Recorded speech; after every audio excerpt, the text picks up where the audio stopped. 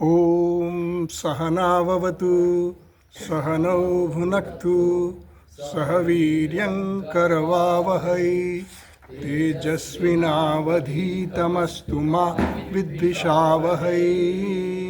ॐ शान्ति शान्ति शान्तिः। ॐ पूर्णमदः पूर्णमिदं पूर्णात् पूर्णमुदच्यते पूर्णस्य पूर्णमादाय पूर्णमेवावशिष्यते। ॐ शान्ति शान्ति शान्तिः। श्रुतिस्मृतिपुराणानाम् आलयं करुणालयं नमामि भगवत्पादं शङ्करं लोकशङ्करं शङ्करं शङ्कराचार्यं केशवं बादरायणं सूत्रभाष्यकृतौ वन्दे भगवन्तौ पुनः पुनः। ईश्वरो गुरुरात्मेति मूर्तिभेदविभागिने व्योमवद्व्याप्तदेहाय दक्षिणामूर्तये नमः। ॐ आप्यायन्तु ममाङ्गानि वाक्प्राणश्चक्षुश्रोत्रमथो बलमिन्द्रियाणि च सर्वाणि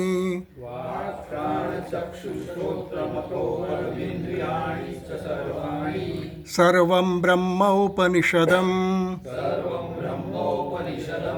माहं ब्रह्म निराकुर्याम् मा ब्रह्म निराकरोत्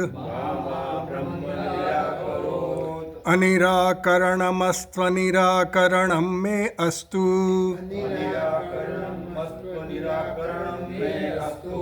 तदात्मनि निरतेय उपनिषत्सु धर्मास्ते मयि सन्तु।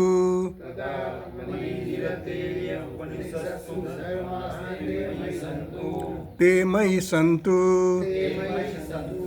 ॐ शान्ति शान्ति शान्तिः।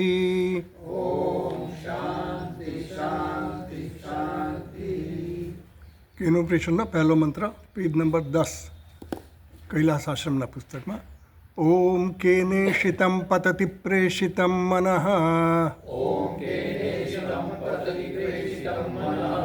કેન પ્રાણઃ પ્રથમઃ પ્રૈતિયુક્તઃ કેનેષિતાં વાચમિમાં વદન્તિ चक्षुश्रोत्रं कौ देवो युनक्ति। बीजो मंत्र पेज नंबर 16 कैलासाश्रम. श्रोत्रस्य श्रोत्रं मनसो मनो यत् वाचोह वाचं सौ प्राणस्य प्राणः चक्षुषश्चक्षुरतिमुच्य धीराः प्रेत्यास्माल्लोकादमृता भवन्ति।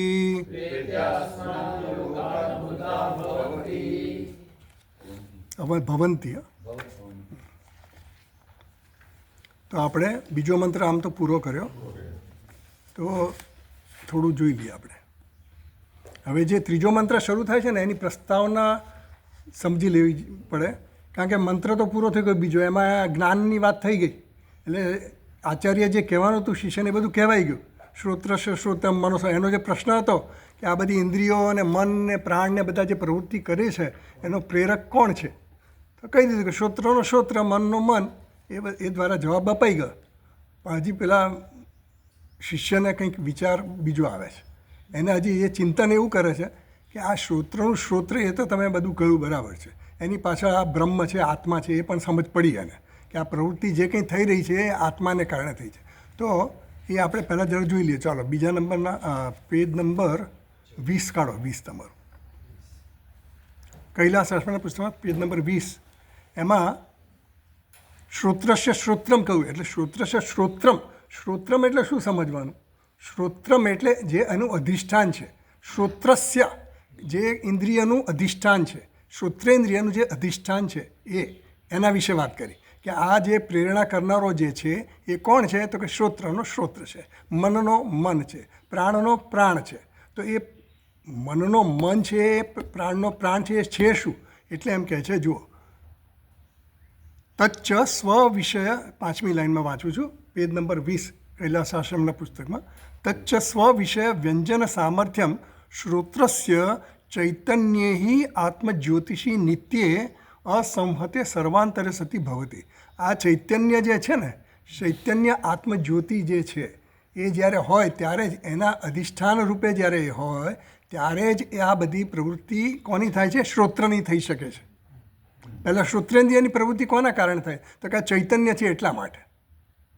શ્રોત્ર દ્વારા આપણને જ્ઞાનેન્દ્રિયો બધી આવી ગઈ લગભગ.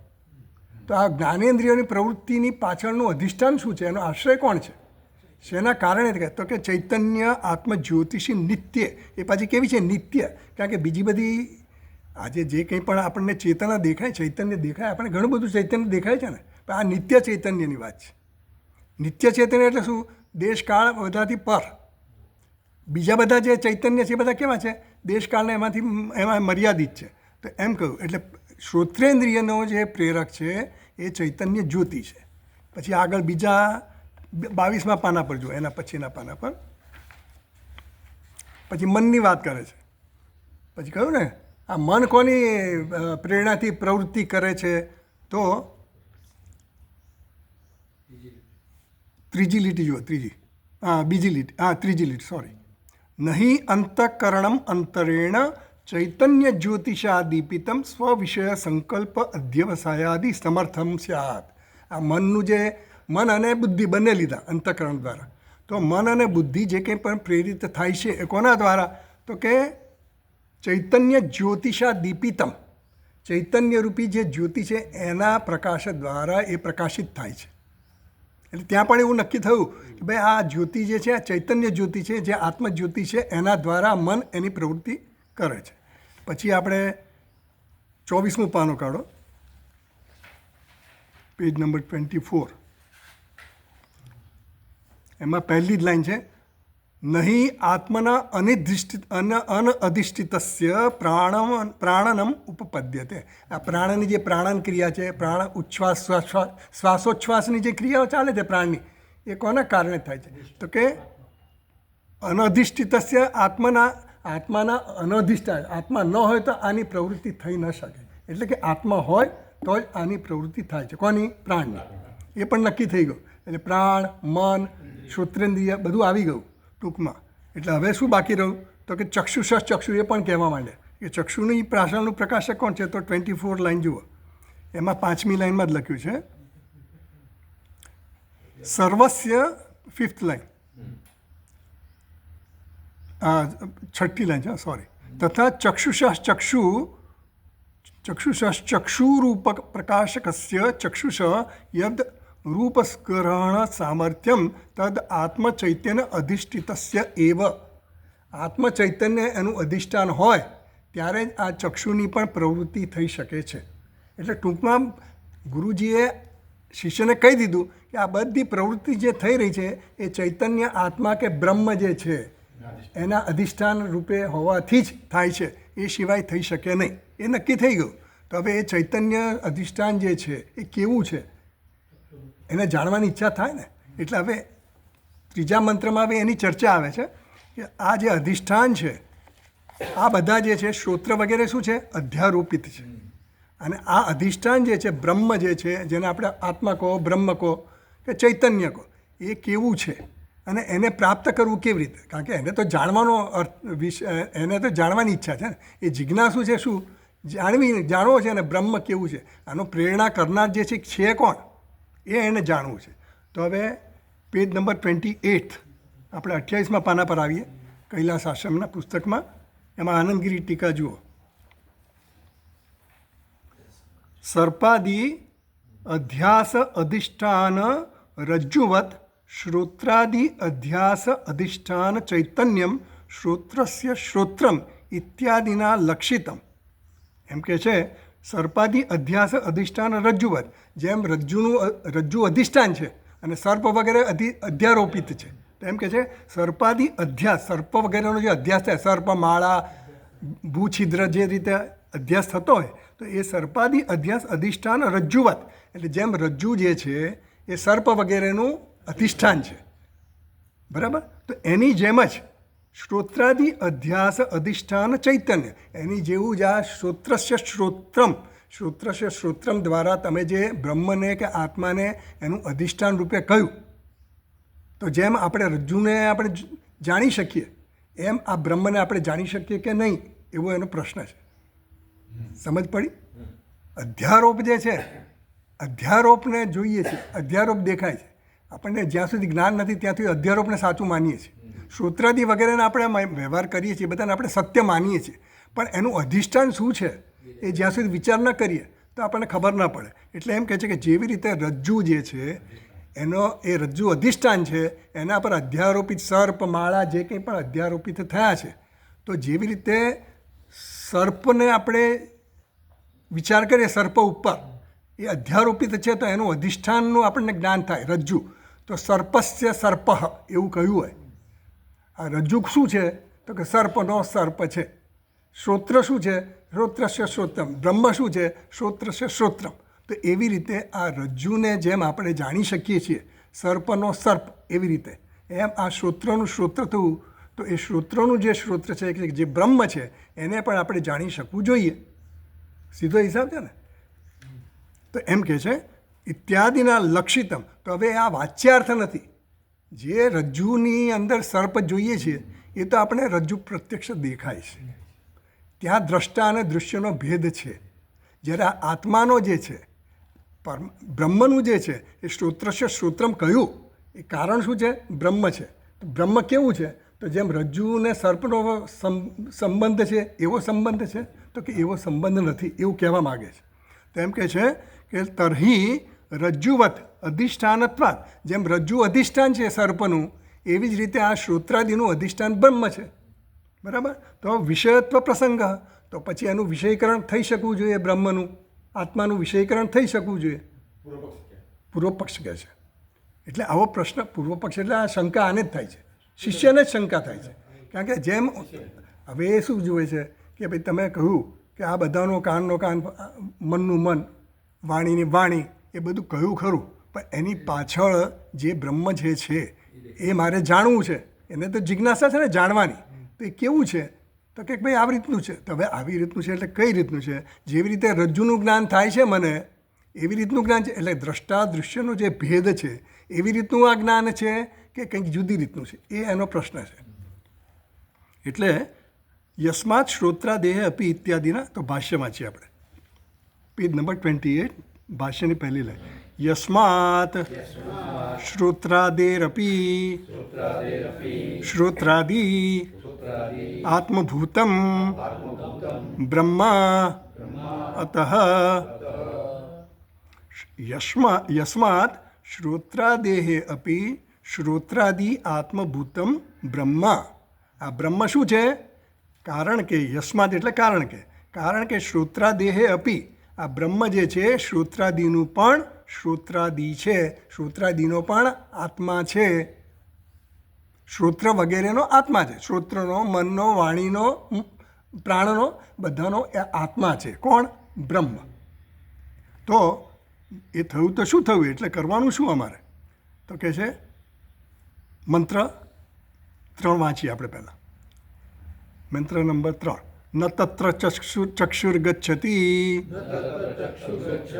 ન વાગ્ગચ્છતિ નો મનઃ ન વિદ્મઃ ન વિજાનીમઃ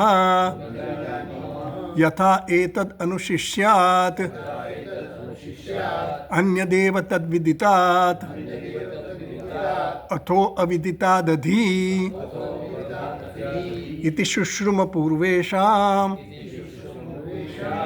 યેનસ્તદ્વ્યાચચક્ષિરે. વ્યાચચક્ષિરે તો એમ કહે છે, ગુરુજી એનો જવાબ આપે છે કે આને કેવી રીતે જોવું? જેમ રજ્જુને અમે જોઈએ છીએ એવી રીતે જોવાનું? તો કે ન તત્ર ચક્ષુર ગચ્છતિ, ત્યાં આ ક્યાં એટલે ત્યાં એટલે ક્યાં ખબર? અધિષ્ઠાનમાં, આત્મામાં, બ્રહ્મમાં. ન તત્ર ચક્ષુર ગચ્છતિ. આ ચક્ષુની ત્યાં ગતિ નથી. ન વાગ ગચ્છતિ. ચક્ષુની ગતિ નથી. એનો અર્થ શું કે ચક્ષુથી તું જે કંઈ પ્રયત્ન કરે છે ને જોવાનો, તો એ બંધ કરી દે. આચાર્ય કહે છે શિષ્યને કે ચક્ષુ જતો નથી એટલે એનો અર્થ શું? આંખો બંધ કરી દેવાની? એવું નહીં.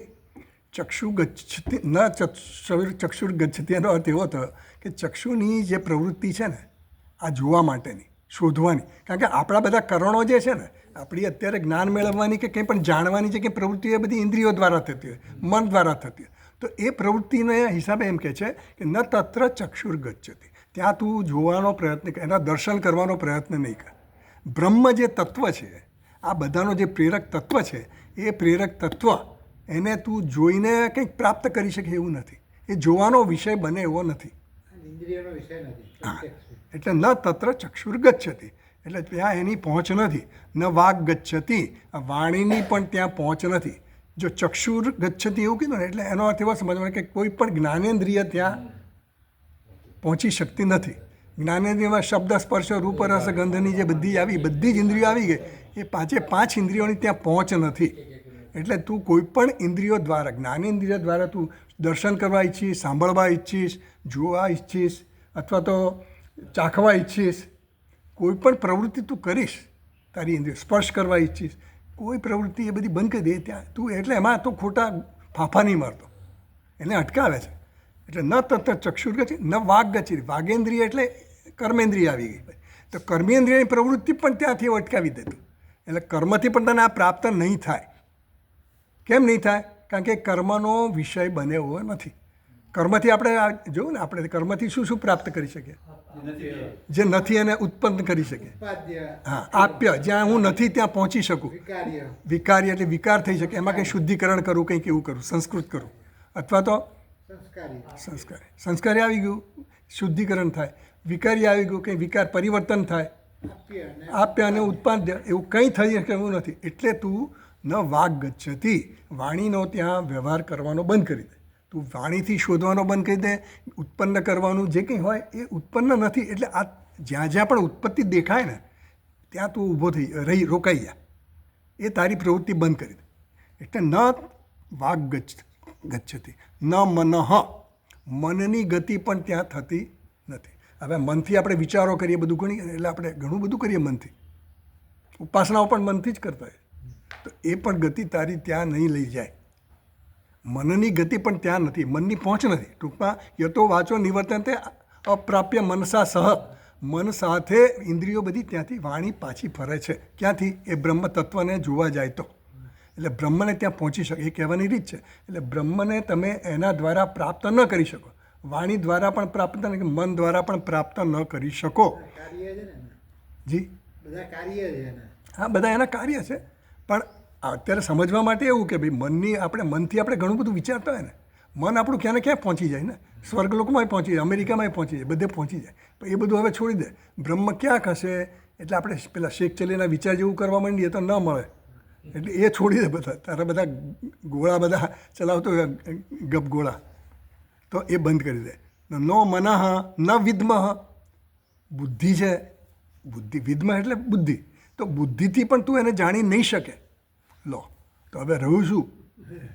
એકે કરણ કામમાં આવતા નથી બ્રહ્મને જાણવા માટે. વિચારો, શિષ્ય તો ગૂંચવાઈ ગયો. ન વિદ્મઃ એટલે આચાર્ય કહે છે એ તારા બુદ્ધિથી પણ તને એ પ્રકાશિત થઈ શકશે નહીં. તો મારે કરવાનું શું?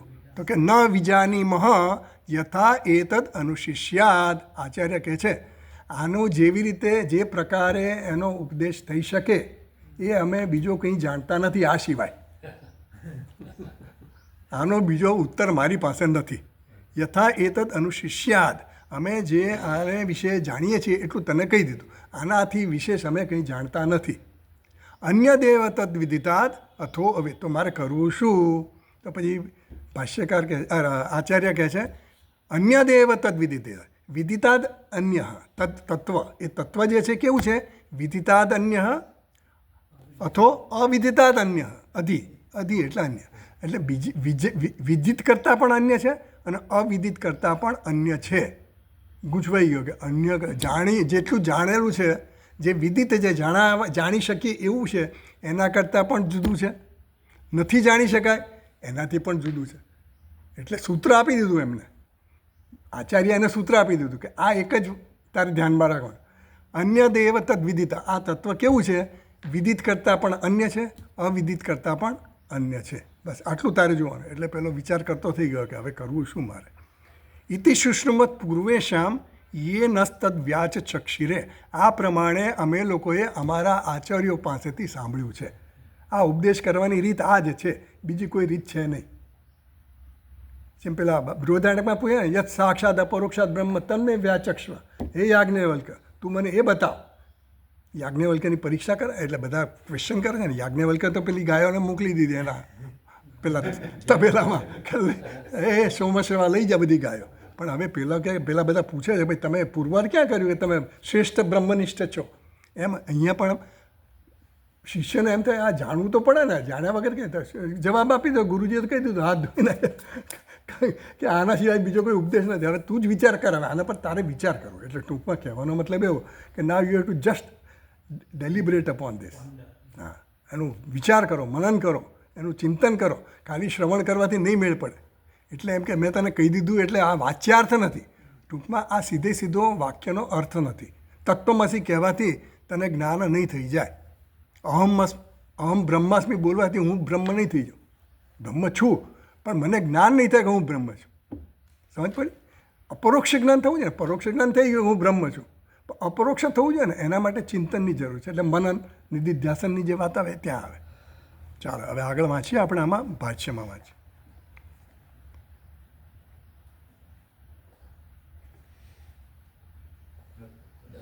હા, એક મિનિટ. ન તત્ર તસ્મિન બ્રહ્મણિ ચક્ષુર્ગચ્છતિ સ્વાત્મનિ ગમન અસંભવાત. ન તત્ર તસ્મિન બ્રહ્મણિ ચક્ષુ ગચ્છતિ. આ બ્રહ્મમાં ચક્ષુની ગતિ છે નહીં. કેમ? સ્વાત્મની ગમન અસંભવાત. સ્વાત્મની એટલે કે પોતાનામાં પોતાની ગતિ ન થાય. જેમ કે ને કે ભાઈ પેલા એકદમ નિષ્ણાત પેલો નટ હોય સર્કસમાં, અને એને કહે કે ભાઈ તું તારા ખભા પર ચડીને બતાવ તો તને 1 લાખ રૂપિયા આપીશ. એ બીજાના ખભા પર ચડી શકે, ગમે તે હિંચકા ઉપર પહોંચી જાય, પણ પોતાના ખભા પર ચડીને ન બતાવી શકે. એટલે કે પોતાનામાં જ ગતિ કરવી. પોતાનામાં જ ગતિ શક્ય નહીં. કર્તૃકર્મ વિરોધ આવી જાય છે. કર્તા અને કર્મનો વિરોધ થાય. કર્તા અને કર્મ જુદું છે ને. કર્તા એક જગ્યાએ છે, દ્રષ્ટા એક જગ્યાએ છે, દૃશ્ય બીજી જગ્યાએ છે. એમાં ભેદ છે. જ્યારે આમાં તો ભેદ વગર છે. આપણી જે બધી કરણો જે કંઈ છે, આપણા બધા કરણો એ ભેદથી જ જુએ છે. દ્રષ્ટા દૃશ્યનો ભેદ હોય, કર્તા કર્મનો ભેદ હોય. આ બધા ભેદથી આપણે જાણીએ છીએ. બધા પ્રવૃત્તિ આપણી બધી ભેદથી થતી હોય છે, ભેદ બુદ્ધિથી જ થાય છે. આ કેવું છે? તસ્મિન બ્રહ્મણી ચક્ષુર્ગતિ સ્વાત્મની ગમન અસંભવ. તો પોતાનામાં જ પોતાની ગતિ અસંભવ છે. તો આગળ કહે છે તથા ન વાગ ગચ્છતિ. ત્યાં વાણીની પણ ગતિ નથી. ન વાગ ગચ્છતિ. વાણી પર ત્યાં પહોંચતી શક્તિ નથી. આગળ વાંચીએ. વાચાહી શબ્દ ઉચ્ચાર્યમાણ અભિધેયમ પ્રકાશયતિ યદા તદા અભિધેયમ પ્રતિ વાગ ગચ્છતિ ઇતિ ઉચ્યતે. તો એમ કે છે તથા ન વાગ ગચ્છતિ. તો વાણી પણ એ પ્રકારે, જેમ કહ્યું ને કે ચક્ષુની ગતિ ત્યાં પોતાનામાં ન થઈ શકે, આત્મામાં ન થઈ શકે. પોતાનામાં એટલે કે આત્મામાં. તો એમ કહે છે કે તથા ન વાગ ગતિ. એવી જ રીતે આ વાણીની પણ પોતાનામાં ગતિ, આત્મામાં ગતિ નથી.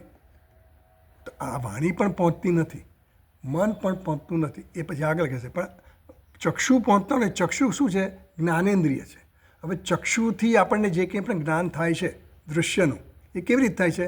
આપણું મન જે છે એ ઇન્દ્રિય દ્વારા, ચક્ષુરિન્દ્રિય દ્વારા બહાર જાય, જે પદાર્થો એનો સંપર્ક કરે, દૃશ્ય પદાર્થનો સંપર્ક કરીને પાછું આવે અને પછી આપણને જ્ઞાન થાય કે આ ફલાણી ફલાણી વસ્તુ છે. કોઈ પણ પદાર્થને આપણે જોઈએ, જે પદાર્થ, ધારો કે આ મોબાઈલ છે, તો મોબાઈલમાં આપણું મન જાય ઇન્દ્રિયો દ્વારા. ઇન્દ્રિય ત્યાં જાય, જઈને એના આકારનું ગ્રહણ કરે, મન એ આકારનું થઈ જાય અને આપણને પછી જ્ઞાન થાય, વૃત્તિ જ્ઞાન થાય, અને વૃત્તિ કહેવાય. તો એ જ્યાં કોઈ પણ વિષયાકાર વૃત્તિ જન્મે એ વિષયનું આપણને જ્ઞાન થાય. જ્યાં સુધી વૃત્તિ ન જન્મે તો જ્ઞાન ન થાય. તો એ વૃત્તિ જન્મવા માટે ઇન્દ્રિય દ્વારા મન બહાર જાય. જે તે ઇન્દ્રિય જે વિષય હોય એ પ્રમાણે ઇન્દ્રિયનો ઉપયોગ કરે મન, અને એ વિષયને અનુભવીને પછી એ નક્કી કરે કે આ વસ્તુ આ છે. પછી નક્કી કરે આ અનુકૂળ છે, પ્રતિકૂળ છે, પછી પોતાનો અભિપ્રાય જે હોય અનુભવ પ્રમાણે, સારું છે, ખોટું છે, પ્રાપ્ત કરવા જેવું છે, છોડવા જેવું છે, વગેરે વગેરે. તો એમ કહે છે તથાના તો એવી રીતે આ વાણી જે છે, વાણી શું છે? શબ્દ છે. વાણી એટલે વાગેન્દ્રિય. તો વાગેન્દ્રિય શું છે? શબ્દ છે. શબ્દ શું છે? ધ્વનિ. તો ધ્વનિ કંઈ બહાર જતો નથી. આપણે વાણીથી બોલીએ છીએ કંઈ, એ શબ્દ તો ક્યાં છે? વાણીમાં છે. એ કંઈ મનથી જતું નથી. વાણી તો બોલાય છે આપણે, કર્મેન્દ્રિય છે. સમજ પડે છે? કર્મેન્દ્રિય જે છે ને એ કર્મ કરે, એમાં મનની જરૂર નથી. વાણી જાય છે, વાણી હું બોલું છું અત્યારે, તો એ બોલવાનું જે છે ને એ ધ્વનિ છે, શબ્દ. અને એ કોના દ્વારા થાય છે? વાગેન્દ્રિય. તો એને કંઈ જવાનું તો છે નહીં, એમ કહે છે. આ કોણ કહે છે? પૂર્વ પક્ષીનો જરા પ્રશ્ન છે કે આ વાગેન્દ્રિય, જેમ તમે કીધું કે ચક્ષુરેન્દ્રિય જાય છે, ચક્ષુમાંથી મન જાય છે, એવી રીતે અહીંયા કંઈ મનની ગતિ નથી વાગેન્દ્રિયમાં. તો પછી તમે આ ગચ્છતિ કીધું, વાચા ન વાગ ગચ્છતિ, તો આ ગચ્છતિ એટલે જાય છે, ગતિ કરે છે. તો વાણીની કંઈ ગતિ એવી છે નહીં, એવો એમનો પ્રશ્ન છે. તો એમ કહે છે વાચા હિ શબ્દ ઉચ્ચાર્યમાણ. જો 1 નંબરની ફૂટનોટ જુઓ, એમાં નીચે 1 નંબરની ફૂટનોટ છે ને, નનુ ચક્ષુરાદિવત વાગેન્દ્રિયસ્ય સ્વવિષયમ પ્રતિ ગમનસ્ય અપ્રસિદ્ધેહે. એમ કહે છે કે વાણી ક્યારેય ચક્ષુ વગેરેની જેમ બહાર જતી નથી, એની ગતિ થતી નથી વિષય પ્રત્યે. તો અપ્રસક્ત પ્રતિષેધ, તો એવો પ્રસંગ જ નથી કે એનો પ્રતિષેધ, એનો નિષેધ કરવો કે વાણી જતી નથી. નિષેધ કરવો એટલે વાણી જતી નથી એવું કીધું ને. ન તત્ર વાગ ગચ્છતિ. તો ગચ્છતિની જે વાત આવી, તો ગચ્છતિ એટલે ગમન કરવું, જવું. તો અહીંયા જે તમે કહો છો, જેમ ચક્ષુરિન્દ્રિય જાય છે એમ વાણી જાય છે. તો વાણીનો જવાનો કોઈ પ્રશ્ન અહીંયા ઊભો થતો નથી, એવો પ્રસંગ થતો નથી. એટલે એમ કહે છે કે વાણી તો વાણી દ્વારા બહાર જતું નથી મન. તો પછી વાણી તો મોઢામાં રહીને જ અવાજ આવે છે આપણને. વાણી એટલે શબ્દ, શબ્દનો અવાજ આપણને અહીંયા જ આવે છે. તો એમ કે વાગ ગચ્છતિ ઇતિ આશંક્ય આહ વાચા હિ ઇત્યાદિ. એટલે પછી એમ કહે છે કે વાણીને બહાર જવાનો પ્રસંગ નથી, છતાં એમ કીધું. તો એટલા એનો જવાબ આપે છે ભાષ્યમાં કે વાચા હિ શબ્દ ઉચ્ચાર્યમાણ અભિધેયમ પ્રકાશયતિ. વાણી દ્વારા જે કંઈ પણ શબ્દ ઉચ્ચારાય, તો એ ઉચ્ચાર્યમાણ, એ ઉચ્ચારાયેલો જે શબ્દ છે કે વાણી છે, એ વિષય કોને પ્રકાશિત કરે છે? અભિધેયમ પ્રકાશયતિ. અભિધેય એટલે કોઈ નામને, કોઈ વસ્તુને, એટલે કે વિષયને એ પ્રકાશિત કરે છે. વાણી વિષયને પ્રકાશિત કરે છે. કેવા દ્વારા? શબ્દ દ્વારા. તો ઉચ્ચાર્યમાણ અભિધેયમ પ્રકાશયતિ. યદા, જ્યારે પણ એ આવી રીતે પ્રકાશિત કરે શબ્દને, તદા અભિધેયમ પ્રતિ વાગ ગચ્છતિ ઇતિ ઉચ્યતે. ત્યારે એમ કહેવાય કે આ વાણી જઈ રહી છે ક્યાં? એના વિષય પ્રત્યે. એવું સમજાવ્યું ભાષ્યકારે કે વાણીનું ગમન જે છે એ આવી રીતનું ગમન છે. કઈ રીતનું? શબ્દનું ઉચ્ચારણ થાય એ દ્વારા, અથવા તો વાગ ઇન્દ્રિય જે છે એ એની ગતિ કઈ રીતે છે? જે કોઈ પણ વિષય છે એ વિષય તરફ આપણને એનું જ્ઞાન કરાવે છે. હું બોલું શબ્દ કે ભાઈ ફલાણા દેવદત્ત, એ ગતિ કરી તો દેવદત્તનું ધ્યાન દોરાવ્યું મારી તરફ, એટલે મેં વિષયને એને વિષયીકરણ કર્યું ને મેં એને, એટલે એનાથી મારી ગતિ ત્યાં થઈ, એને પહોંચી અને એનું જ્ઞાન મને થયું, દેવદત્તને જ્ઞાન થયું. એટલે એ રીતે વાણી ગઈ ત્યાં. એટલે આ વાગ ગચ્છતિ જે છે એનો જે પ્રશ્ન હતો કે ભાઈ આ શ્રોત્રેન્દ્રિયો જે છે બધી, એ જે રીતે ગમન કરે છે એવી રીતનું મન ત્યાં ગતિ કરતું નથી, પણ ધ્વનિ પોતે જ ત્યાં પહોંચે છે. સમજ પડી? એના માટે આ ચર્ચા થઈ. તો હવે આગળ વાંચીએ. તસ્ય ચ શબ્દસ્ય તન્નિવર્તકસ્ય ચ કરણસ્ય આત્મા બ્રહ્મ અતઃ અતઃ ન વાગચ્છતિ. તસ્ય ચ શબ્દસ્ય તન્નિવર્તકસ્ય. આ બ્રહ્મ જે છે ચ કરણસ્ય આત્મા બ્રહ્મ. આ બ્રહ્મ જે છે એ શું છે? એ તો બધાનો આત્મા છે. જ્ઞાનેન્દ્રિયનો પણ આત્મા કયો, કર્મેન્દ્રિયનો પણ આત્મા કીધો. તો એમ કે છે તસ્ય ચ શબ્દસ્ય, જે શબ્દની વાત કરી તમે કે શબ્દ પહોંચે છે. કેવી રીતે પહોંચે છે? આવી રીતે ધ્વનિ દ્વારા. તો શબ્દ છે ઓમકાર જે છે, ઓમકાર પહોંચે છે બ્રહ્મને. આપણે કહીએ ને ઓમકારનો આપણે જપ કરીએ તો ઓમકાર કેવું છે? સવિશેષ અને નિર્વિશેષ બંને બ્રહ્મનું આપણે ઉપાસના કરવી હોય તો કઈ રીતે કરવાની? ઓમ ઓમ ઓમ એ શબ્દ છે, પણ એ ઓમકાર એટલે એનો સીધો વાચ્યાર્થ નથી. કહેવાનો અર્થ એવો છે કે ઓમકાર બોલવાથી એ શબ્દ આપણને સીધો અર્થ નથી આપતો બ્રહ્મનો કે આત્માનો. ઓમકાર એ લક્ષ્યાર્થથી જ આપે છે. જે અ ઉ મ ને એ જે એના પછી વિભાગ કરીને આપણને સમજાવે છે, તો એ ઓમકાર પણ છે એ લક્ષ્યાર્થથી જ આપણને એનું જ્ઞાન કરાવે છે, નિર્વિશેષ બ્રહ્મનું. ઓમકાર આપણને એક આલંબન આપ્યું છે. એમ અહીંયા કહે છે કે તસ્ય ચ શબ્દસ્ય તન્નિવર્તકસ્ય. આ બ્રહ્મ તો શબ્દનો પણ કેવો છે? આત્મા છે. કરણસ્ય આત્મા બ્રહ્મ. બ્રહ્મ એ આનો આત્મા છે. શબ્દનો પણ આત્મા છે અને વાગેન્દ્રિયનો પણ આત્મા છે. એટલે એનો આત્મા હોવાથી ત્યાં એ વાણી પણ પહોંચી ન શકે, ઇન્દ્રિય પહોંચી શકે નહીં. આજે તમારે ક્યાંય પણ પહોંચવું હોય, તમે જ્યાં ન હો ત્યાં પહોંચવાનું હોય. ગતિ ક્યાં હોય? જ્યાં હું નથી ત્યાં હોય. આ તો ઓલરેડી ત્યાં છે જ. આત્મા તો બ્રહ્મ તો સર્વવ્યાપી છે અને સર્વમાં રહેલું છે. એમ શ્રોત્રેન્દ્રિયમાં પણ છે જ. બ્રહ્મ શ્રોત્રેન્દ્રિયમાં પણ છે, શબ્દમાં પણ છે. ક્યાંય નથી એવી એકેય જગ્યા નથી. એટલે એમ કહે છે તસ્ય ચ શબ્દસ્ય તન્નિવર્તકસ્ય. એટલે ચ નિવર્તકસ્ય ચ કરણસ્ય આત્મા બ્રહ્મ. એટલે આ વાણી ત્યાં પહોંચી શકતી નથી. એ કેમ કીધું? કારણ કે એ વાણીનો પણ આત્મા છે, શ્રોત્રેન્દ્રિયનો પણ આત્મા છે, વાગેન્દ્રિયનો પણ આત્મા છે. એટલા માટે ત્યાં એની પહોંચ નથી. આ બધું શિષ્યને સમજાવે છે આચાર્ય એટલા માટે કે હવે તું જે આ બધી પ્રયત્ન કરી રહ્યો, જે બધો વેપાર બહાર કરી રહ્યો છે ને બધું શોધવાનો, તો ત્યાં શોધવાનું બંધ કરી દે. એટલે ટૂંકમાં અંતર્મુખ બનવાની વાત છે. તું જે વ્યવહાર કરે છે બધો બહિર્મુખ છે આપણું, તો એ બહિર્મુખતામાંથી એને અંતર્મુખ બનાવવાની વાત છે.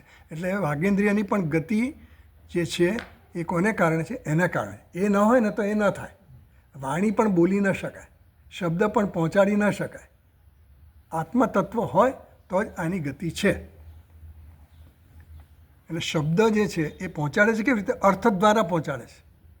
શબ્દ પહોંચે, શબ્દ સીધો પહોંચે એ તો પહોંચે, આપણે સાંભળ્યું એ ખરું, પણ અર્થ ન સમજાય તો એ શબ્દનો અર્થ આપણને ન ખબર પડે. એટલે શું કહેવા માગે છે ખબર ન પડે.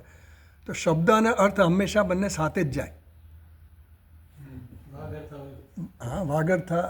વાગર્થાવિવ સંપૃક્તો, એવું કાલિદાસ મહારાજે કીધું ને કે વાણી અને અર્થ બંને શિવજી અને પાર્વતીની જેમ સાથે જ જાય. શિવ પાર્વતી હંમેશા સાથે જ હોય, એમ વાણી અને અર્થ બંને સાથે જ જાય. એટલે જ્યારે તમને શબ્દ પહોંચે ત્યારે તમને એનો અર્થ પણ સમજાઈ જાય, એવું કહેવા માગે છે. એટલે તસ્ય શબ્દસ્ય નિવર્તકસ્ય ચ કરણસ્ય આત્મા બ્રહ્મ અતઃ ન વાગચ્છતિ. એટલે બ્રહ્મ જે છે એ બ્રહ્મને આ વાણી પણ પહોંચી શકતી નથી. પછી આગળ વાંચીએ પછીના પાના પર, પેજ નંબર 30. એ પહેલાં જરા આ જોઈ લઈએ, આનંદગીરી ટીકા જોઈ લઈએ. પહેલાં આનંદગીરી ટીકા પેજ નંબર 28 પર જુઓ. પેજ નંબર 28, બીજી લાઈન. અધ્યસ્તસ્ય, મળ્યું બધાને? અધ્યસ્તસ્ય હિ અધિષ્ઠાનમેવ સ્વરૂપમ. જે કોઈ પણ અધ્યસ્ત વસ્તુ હોય એનું અધિષ્ઠાનમ એવ સ્વરૂપમ, એનું સ્વરૂપ શું કહેવાય? અધિષ્ઠાન એનું સ્વરૂપ કહેવાય. જે ઘડો છે, ઘડો અધ્યસ્ત છે. શેના પર અધ્યસ્ત છે? માટી પર. એટલે માટી એનું અધિષ્ઠાન છે. તો એમ કહે છે કે અધ્યસ્ત કોઈ પણ વસ્તુ હોય, સર્પ અધ્યસ્ત છે કોના પર? દોરડી પર. તો રજ્જુ પર. તો રજ્જુ શું થયું? અધિષ્ઠાન થયું. અને સર્પ અધ્યારોપ થયો. તો એમ કહે છે કે અધ્યસ્ત થયો. તો અધ્યસ્તસ્ય હિ અધિષ્ઠાનમેવ સ્વરૂપ. સર્પનું અધિષ્ઠાન શું છે? રજ્જુ છે. તો રજ્જુ શું થયું? સર્પનું સ્વરૂપ થયું. સ્વરૂપ કોને કહેવાય? જે અધિષ્ઠાન છે, જેના વગર એ વસ્તુ હોઈ ન શકે, એને સ્વરૂપ કહેવાય. બ્રહ્મ શું છે? સ્વરૂપ છે. સચ્ચિદાનંદ સ્વરૂપ છે આપણું. તો એ કેમ છે? એ ન હોય તો આ જગત ન હોય, એ ન હોય તો આપણે કંઈ પણ વસ્તુ ન હોય, સંભવ ન હોય. અધિષ્ઠાન વગર અધ્યારોપિત વસ્તુ હોઈ શકે નહીં. આ જગત આખું નામ રૂપાત્મક જગત છે, કેવું છે? અધ્યારોપિત છે. નામ અને રૂપ બધા અધ્યારોપિત છે. તો એનું અધિષ્ઠાન જે છે એ ન હોય. સોનાના બધા અલંકારો છે, અલંકારો બધા સોના પર અધ્યસ્ત છે. સુવર્ણ એમાંથી લઈ લેવામાં આવે તો અલંકાર રહે નહીં. એમ કોઈ પણ નામરૂપ લો તો એમાંથી જો આ અધ્યસ્ત પરથી આ અધિષ્ઠાન લઈ લેવામાં આવે તો એની હયાતી રહે નહીં, રહે જ નહીં. પછી રહે જ નહીં, એનું અસ્તિત્વ જ ન રહે. કારણ કે અસ્તિત્વ પ્રધાન સત્તા અને સ્ફૂર્તિ ક્યાંથી આવે છે? ત્યાંથી જ આવે છે. અસ્થિભાતિ એનું જ છે. આપણે કંઈ પણ કહીએ છે, આ વસ્તુ છે એમ કહીએ, એ છે બોલ્યા એટલે અસ્તિત્વ આપી જ દીધું. એટલે અસ્થિભાતિ તો એના દ્વારા જ આવે છે. એટલે એમ કહે છે કે અધિષ્ઠાનમ એવ સ્વરૂપમ આદ્યંત મધ્યેશુ તદ અવ્યભિચારાત. આદિમાં પણ જે હોય, મધ્યમાં પણ હોય અને પછી પણ હોય. ઘડો જે છે, તો ઘડો જે છે એની પહેલાં માટી હતી. ઘડો બન્યા પહેલાં માટી હતી ને. એટલે આદિમાં માટી હતી, વચ્ચે ઘડો આવ્યો, ઘડો તૂટી ફૂટી જાય તો પાછી માટી રહે. એટલે આદ્યંત મધ્યેશુ તદ અવ્યભિચાર. આદિમાં હોય કે મધ્યમાં હોય કે પછી હોય, એમાં કોઈ વ્યભિચાર થતો નથી, એમાં કોઈ વિકાર આવતો નથી. શેનામાં? અધિષ્ઠાનમાં. એટલે અધિષ્ઠાન એટલે કે સ્વરૂપમાં. સ્વરૂપ જે છે એ એમનું એમ જ રહે છે. સ્વરૂપમાં સુવર્ણમાં કોઈ ફેરફાર થતો નથી. અલંકારોમાં બંગડી તોડીને પાછી બીટ્ટી બનાવો કે ચેન બનાવો, જે કંઈ બનાવો, પણ આમાં કોઈ વ્યભિચાર થતો નથી. તત્ સ્વરૂપ વિષયતા એ શું છે? એનું સ્વરૂપ થયું. તો એમ કહે છે સ્વરૂપ વિષયતા ચ ન પદાર્થ ધર્મ. એટલે પદાર્થ જે છે ને, કોઈ પણ પદાર્થ હોય એ પોતાનું વિષયીકરણ ન કરી શકે. સ્વરૂપ જે હોય ને, એ સ્વરૂપ પોતાનું વિષયીકરણ ન કરી શકે. સોનું પોતાનું સ્વરૂપનું વિષયીકરણ, એટલે અગ્નિનો દાખલો આપે, ધારો કે આગળ આપશે જ, અગ્નિનો દાખલો આપે. અગ્નિ પોતાનું સ્વરૂપ, અગ્નિનું સ્વરૂપ શું છે?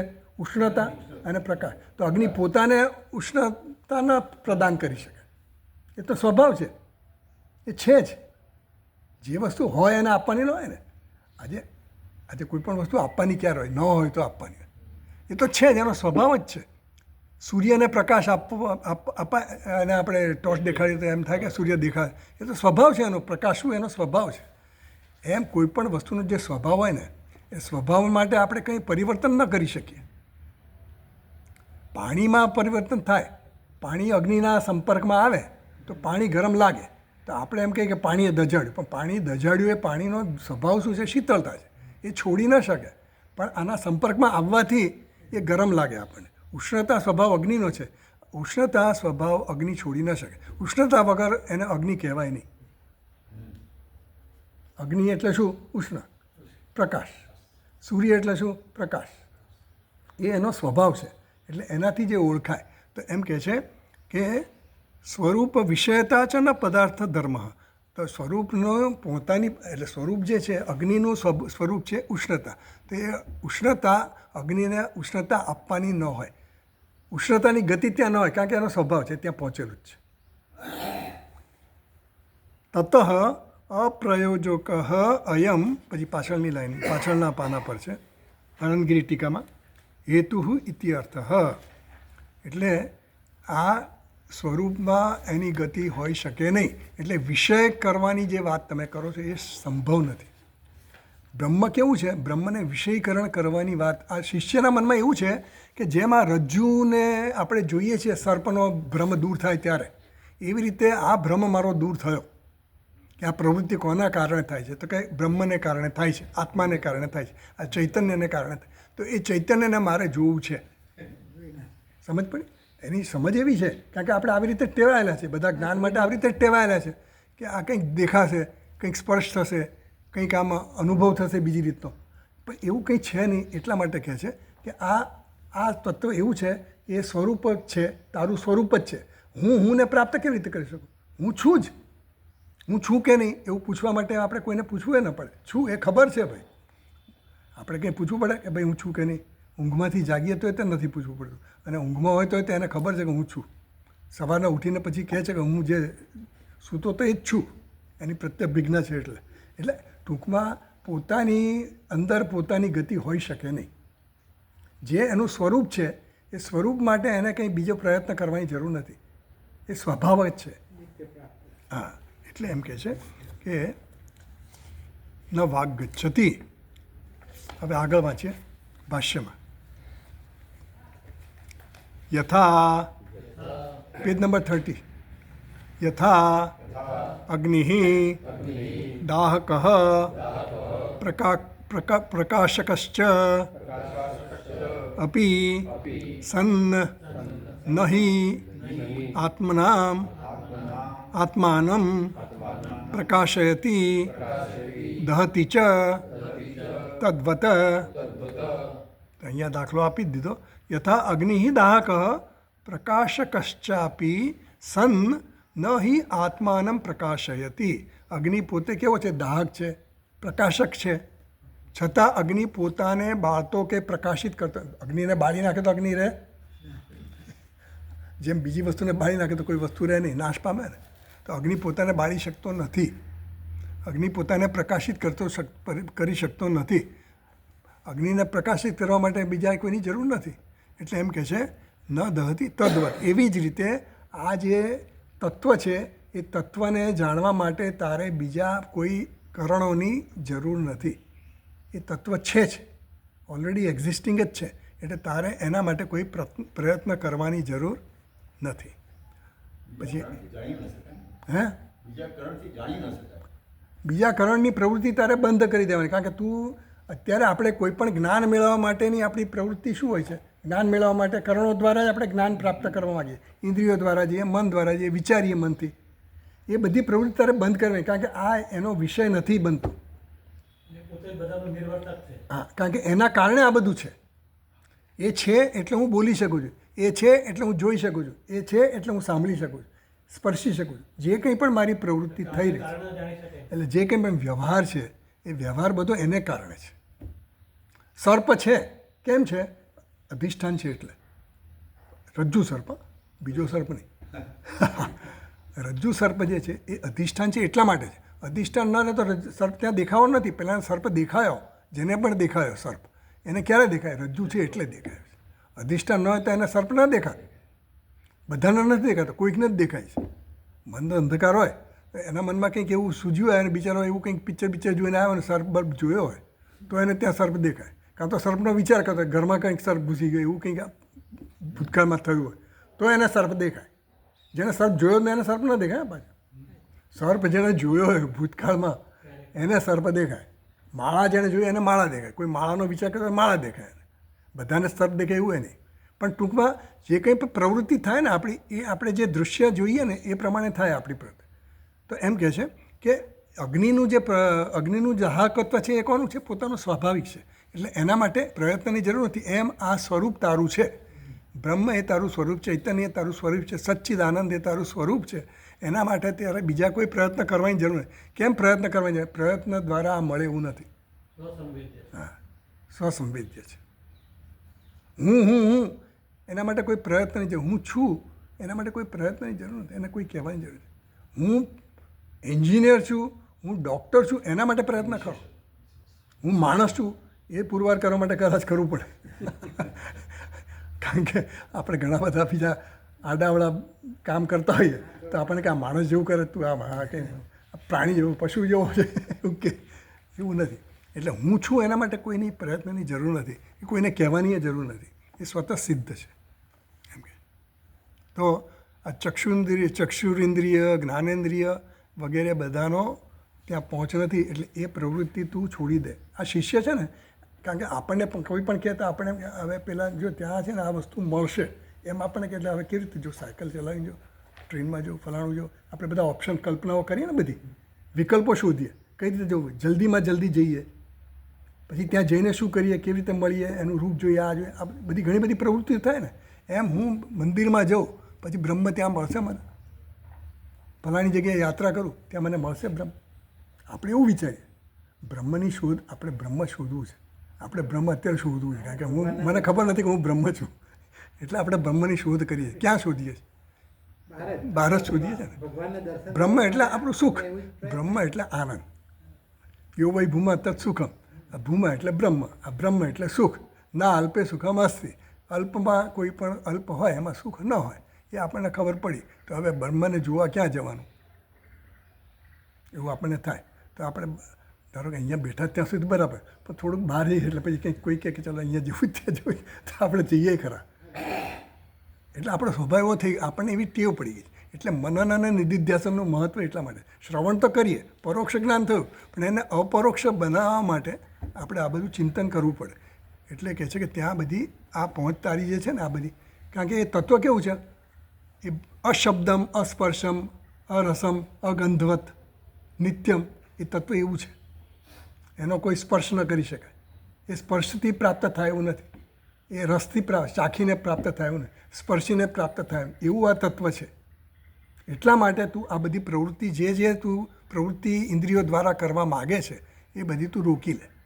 કારણ કે તું જાણવા ટેવાયેલો એવી રીતે જ છે કે ઇન્દ્રિયો દ્વારા જ આપણે જાણવા ટેવાયેલા છે, એટલે એને આ બધી વસ્તુ કહેવામાં આવે છે. હવે આગળ વાંચીએ ભાષ્યમાં. નો મનઃ મનશ્ચ અન્યસ્ય સંકલ્પયિતૃ અધ્યવસાયિતૃ ચ સદાત્માનં ન સંકલ્પયતિ અધ્યવસ્યતિ. એ વ ઉમેરવાનું છે એમાં. અધ્યવસ્યતિ,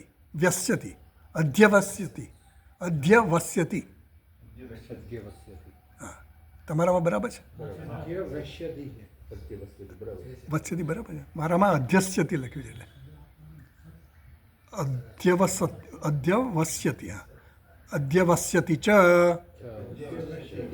તસ્યાપી બ્રહ્મ આત્મા ઇતિ. તો કહે છે નો મનઃ, મનની પણ ત્યાં પ્રવૃત્તિ નથી. ભાષ્યકાર સમજાવે છે. આ શિષ્યને કહ્યું ને, ન મનઃ ન તત્ર ચક્ષુર્ગતિ ન મનઃ, તો મનઃ ન મનઃ એ મંત્રનો શબ્દ છે. ન મનઃ મનશ્ચ અન્યસ્ય સંકલ્પયિતૃ અધ્યવસાયિતૃ ચ સત. મનની જે પ્રવૃત્તિ છે એ કોના માટે હોય? બીજા માટે હોય, અન્ય માટે હોય. એટલે મનનું સંકલ્પ કરવાનું પણ કોના માટે હોય? અન્ય વિષય માટે હોય. અને નિશ્ચય કરવાનો પણ કોના માટે હોય? મન એટલે બુદ્ધિ પણ લઈ લીધી એમણે. એટલે અધ્યવસાયાત્મક બુદ્ધિ છે આપણી. તો એ બુદ્ધિમાં પણ જે નિશ્ચય થતા હોય બધા, એ અન્ય વિષય માટે થતા હોય. તો અધ્યવસાયિતૃ ચ સત આત્માનમ ન સંકલ્પયતિ અધ્યવસ્યતિ. આમાં અધ્યસ્યતિ લખ્યું છે. એટલે એમ કહે છે કે મનની જે પ્રવૃત્તિ છે ને, એ સંકલ્પ વિકલ્પ કરવાની છે. બુદ્ધિની પણ સંકલ્પ વિકલ્પ કરવાની છે. એ જ્યારે અન્ય વસ્તુઓ એના માટે હોઈ શકે. પણ આ આત્મા તો શું છે? એ તો તારો આત્મા છે. મનનો પણ એ આત્મા છે. તો એના માટે પછી અન્ય નથી થતું. મન કેવું છે? અન્ય મન અત્યારે કેવું છે? મન એક કરણ છે. હવે એ કરણ દ્વારા આપણે અન્ય વસ્તુનું જ્ઞાન મેળવીએ કે એના વિચાર કરીએ. તો વિચાર કરવા માટે અન્ય વસ્તુ હોય તો જ એનો વિચાર થાય. પણ આ તો આત્મા છે તારો. એટલે જેને કારણે આ મનની હયાતી છે, જેને કારણે મનનું એક્ઝિસ્ટન્સ છે, એ કોને કારણે છે? આત્માને કારણે.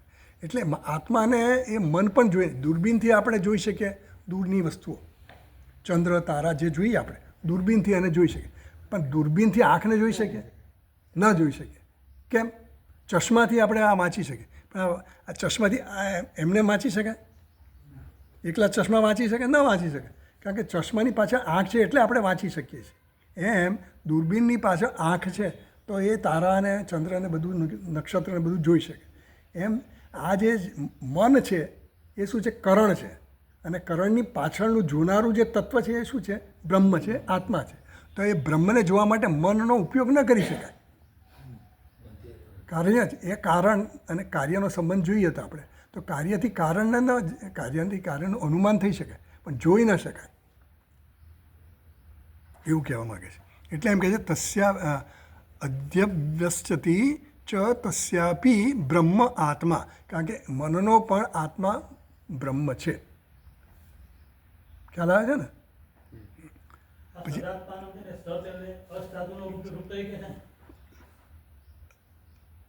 સત અધ્યવસિત છે સત.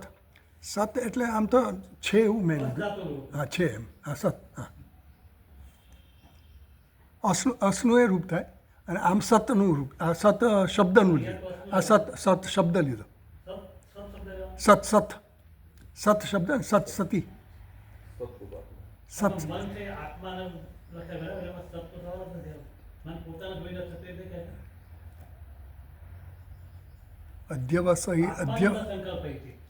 મનશ્ચ અન્યસ્ય સંકલ્પયિતૃ અધ્યવસાયિતૃ ચ સત આત્માનો. હા સત એટલે આત્માનો. હા સન. હા એટલે હોવાપણા માટે આત્માના માટે છે. હા ન સંકલ્પયતિ અધ્યવ્યસ્યતિ ચ તસ્યાપી બ્રહ્મ આત્મા ઇતિ. એટલે આ આત્મા છે બ્રહ્મ મનનો પણ આત્મા છે અને બુદ્ધિનો પણ આત્મા છે. અધ્યવસાયમિકા બુદ્ધિ છે એટલે બુદ્ધિ સંકલ્પ વિકલ્પ કરનારું મન અને નિશ્ચય કરનારું બુદ્ધિ એ બંનેનો આત્મા હોવાથી ત્યાં એની પ્રવૃત્તિ નથી. આગળ વાંચીએ. ઇન્દ્રિય મનોભ્યામ હિ વસ્તુન વિજ્ઞાનમ તદ અગોચરત્વાત ન વિદ્મઃ તત બ્રહ્મ ઈદૃશમ ઇતિ અતઃ ન વિજાનીમઃ. ઇન્દ્રિય મનોભ્યામ હિ વસ્તુન વિજ્ઞાનમ. કોઈ પણ વસ્તુનું જ્ઞાન આપણને શેનાથી થાય? ઇન્દ્રિયોથી થાય અથવા તો મનથી થાય. તો તદ અગોચરત્વાત ન વિદ્મઃ. મંત્રમાં કીધું ન વિદ્મઃ એટલે બુદ્ધિનો વિષય નથી. વિદ્મ જ્ઞાન આપણને બુદ્ધિમાં થાય તો બુદ્ધિનો વિષય નથી. તેથી તદ બ્રહ્મ ઈદૃશમ ઇતિ અતઃ ન વિજાનીમાં. એટલે બ્રહ્મ આવું છે એવું હું તમને કહી નહીં શકું એવું આપણને આચાર્ય સમજાવે છે કે આ બ્રહ્મ આવું જ છે એવું કહી શકાય એવું નથી. એટલે એમાં મંત્રમાં એવું કીધું ન વિજાનીમઃ. આચાર્ય એવો જવાબ આપ્યો ન વિજાનીમઃ. પછી આગળ વાંચે યથા યેન પ્રકારેણ એતત બ્રહ્મ અનુશિષ્યાત ઉપદિશેત શિષ્યાય ઇતિ અભિપ્રાયઃ. એનો અભિપ્રાય એવો છે ન વિજાનીમઃ એમ કીધું, ન વિદ્મઃ કીધું તો એની પાછળનો અભિપ્રાય શું છે? તો કહે છે કે તદ બ્રહ્મ ઈદૃશમ. આ બ્રહ્મ આવું જ છે. ઈદૃશમ એટલે આવું જ છે. તદ બ્રહ્મ ઈદૃશમ ઇતિ અતઃ ન વિજામ. આવું છે એવું નહીં કહી શકાતું હોવાથી ન વિજાનીમઃ એ અમે જાણતા નથી. કે શું નથી જાણતા? યથા યેન પ્રકારેણ એતદ બ્રહ્મ અનુશિષ્યા. આ બ્રહ્મનો ઉપદેશ આવી રીતે જ કરાય એ સિવાય બીજો કોઈ ઉપાય અમે જાણતા નથી. બીજી કોઈ પદ્ધતિ અમને ખબર નથી આ બ્રહ્મના જ્ઞાન માટે. બરાબર?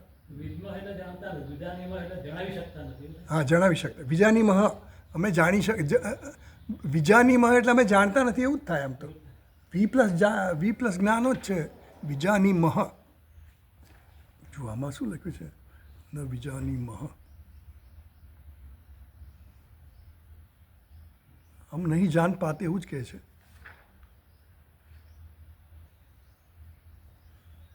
એટલે અમે જાણી નથી શકતા એવું જ થાય છે. ન વિજાનીમઃ અમે જાણી નથી શકતા. હે વિદ્મઃ એટલે અમે જાણતા. વિદ ધાતુના એ રહે અને વી પ્લસ જ્ઞાનો ન વિજાનીમાં યથા અમે જાણતા નથી. હા અથવા એ તદ અનુશિષ્યા જેવી રીતે અમને જે ઉપદેશ થયો છે કેમ ઉપદેશ કરવો એ જાણતા. કેવી રીતે ઉપદેશ કરવો એ જાણતા. એ અમે જાણતા નથી. યથા એતદ અનુશિષ્યાત, આ રીતે ઉપદેશ કરવો એવું અમે જાણતા નથી. એટલે આ સિવાય બીજો કોઈ ઉપાય અમારી પાસે નથી ઉપદેશ આપવાનો, એમ કહેવા માગે.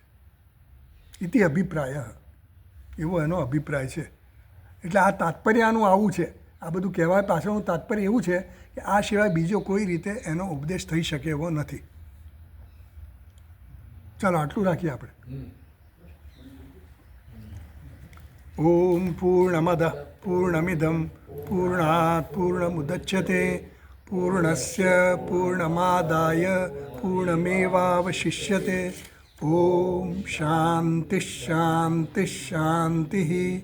શંકરમ શંકરાચાર્યમ કેશવમ બાદરાયણમ સૂત્રભાષ્યકૃતૌ વંદે ભગવन्तૌ પુનઃ પુનઃ. ઈશ્વરો ગુરુરાત્મેતિ મૂર્તિભેદવિભાગિને વ્યોમવદ્વ્યાપ્તદેહાય દક્ષિણામૂર્તયે નમઃ. ઓમ શાંતિ શાંતિ શાંતિ. હરિ ઓમ શ્રી ગુરુભ્યો નમઃ. હરિ ઓમ.